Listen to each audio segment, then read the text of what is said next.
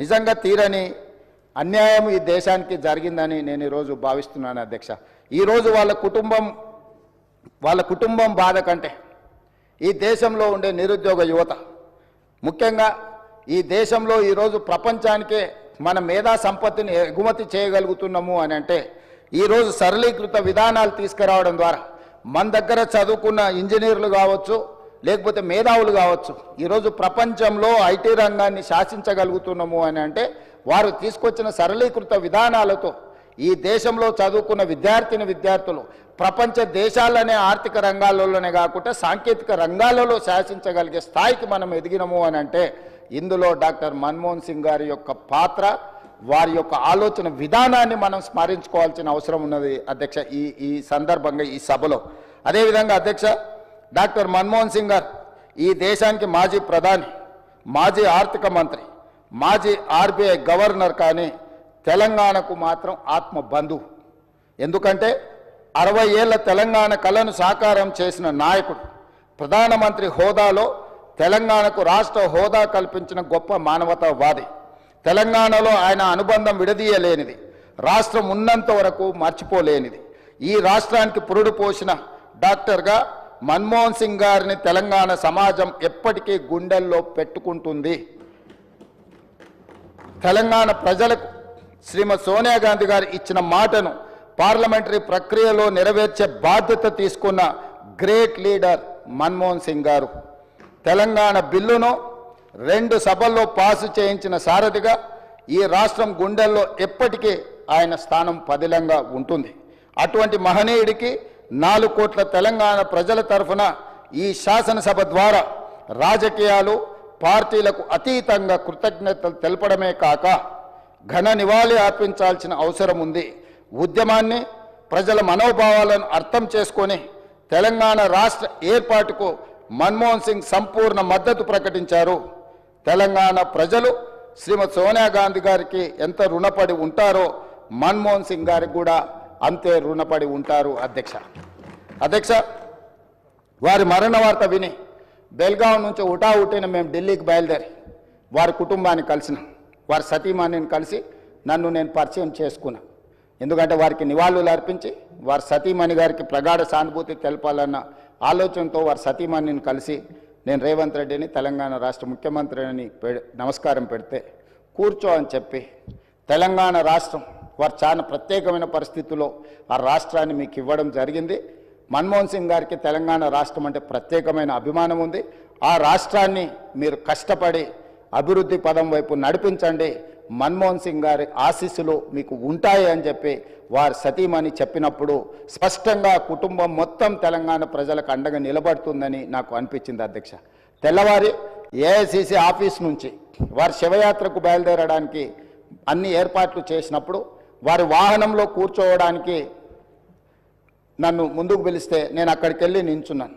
పక్కన ఒక మహిళ నించొని మీరెవరు అని అడిగింది. నేను వారిని ఎవరో సహజంగా అక్కడికి వచ్చిన వారికి నివాళులు అర్పించడానికి వచ్చిన వాళ్ళు ఎవరో అనుకొని చాలా క్యాజువల్గా మాట్లాడాను అధ్యక్ష. కాసేపు అయినాక మాట్లాడితే వారు మన్మోహన్ సింగ్ గారి 2వ కుమార్తె.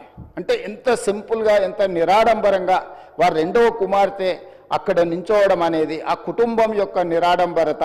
అంటే ఒక ప్రధానమంత్రిగా 10 సంవత్సరాలు, ఆర్బీఐ గవర్నర్గా, ఆర్థిక మంత్రిగా వివిధ హోదాలలో ఈ దేశానికి సేవలు అందించిన మన్మోహన్ సింగ్ గారి కుటుంబము అంత నిరాడంబరత ప్రదర్శించి, అంత సామాన్యులు అక్కడికి వచ్చిన వారి అభిమానులు, వారి శ్రేయోభిలాషుల మధ్యలో నించొని వారి నివాళులు అర్పించే కార్యక్రమంలో పాల్గొన్నారంటే వారు ఒక గొప్ప విలువలతో వాళ్ళ పిల్లలని, వాళ్ళ కుటుంబాన్ని ముందుకు నడిపించండు.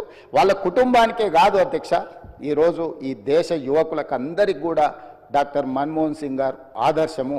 వారి ఆదర్శాలను తీసుకొని వారి మేధోశక్తిని మన యువత అందిపుచ్చుకొని వారు ఇచ్చిన అవకాశాలను మనం ఈరోజు ప్రపంచానికి సేవలను అందించే, ప్రపంచాన్నే శాసించే స్థాయికి ఈరోజు మన దేశం ఆర్థికంగా నిలబడ్డది అధ్యక్ష.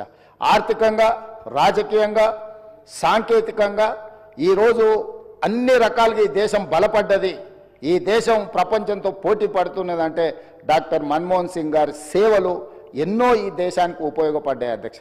అలాంటి గొప్ప నాయకుడిని కోల్పోయిన సందర్భంగా ఈరోజు తెలంగాణ శాసనసభ తమరి నాయకత్వంలో ఒకరోజు సమావేశాలను ఏర్పాటు చేసి రాజకీయాలకు అతీతంగా ఎన్ని విషయాలలో మనకు భిన్న అభిప్రాయాలు ఉన్నా ఈ దేశంలో ఉండే 140 కోట్ల ప్రజలకు అన్ని రాజకీయ పార్టీలు అన్ని సంఘాలు ఆర్ఎస్ఎస్ నుంచి ఆర్ఎస్యు వరకు కమ్యూనిస్టుల నుంచి ఈరోజు మిగతా రాజకీయ పార్టీల వరకు ఎవరిని తీసుకున్నా ఈరోజు మన్మోహన్ సింగ్ గారి పట్ల ఏకాభిప్రాయమే వ్యక్తం చేయాల్సిన సందర్భం అధ్యక్ష. అందుకే మీ అందరి తరఫున సభలో అందరి సభ్యుల సంపూర్ణ సహకారంతో డాక్టర్ మన్మోహన్ సింగ్ గారికి భారతరత్న ఇచ్చి వారి గౌరవాన్ని ఏ పదవులైనా ఏ హోదాలైనా వాటికే వన్నే తీసుకొచ్చిన మన్మోహన్ సింగ్ గారు. అందుకే ఈరోజు వారికి భారతరత్న ఇవ్వాలని తమరి ముందు ఈ సభలో సభ్యులందరి ఆమోదం కోరుతూ ఈ తీర్మానాన్ని ప్రవేశపెట్టిన.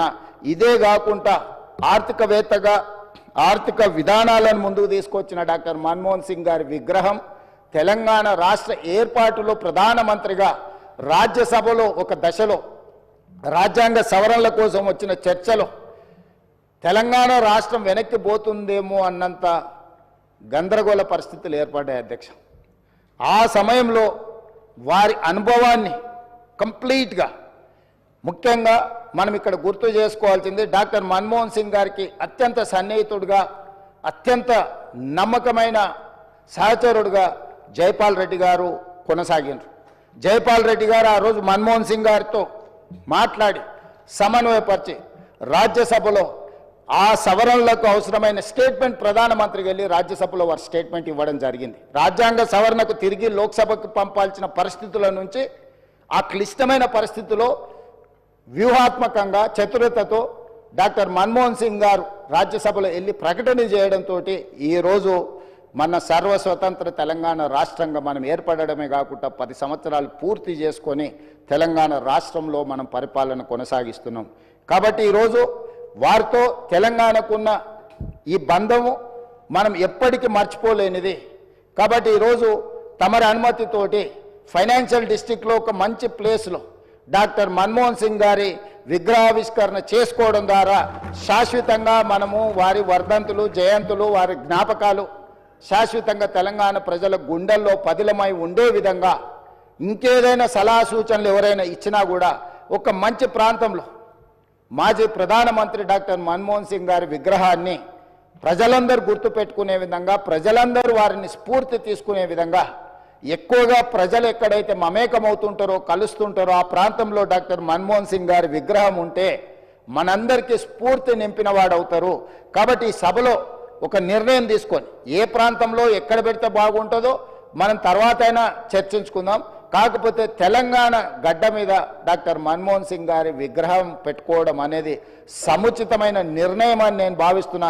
దానికి కూడా ఈ సభ ద్వారా ఆమోదం తెలపాల్సిందిగా